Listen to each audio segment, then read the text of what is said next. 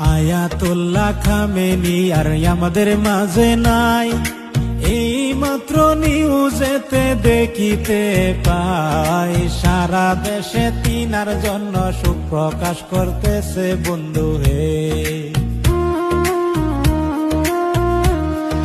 ভিডিওটা সবাই মিলে শেয়ার করিবান, অন্যকে দেখার সুযোগ করে দিবান, তিমার জন্য করবেন দোয়া এই মিনতি সবারে জানাই।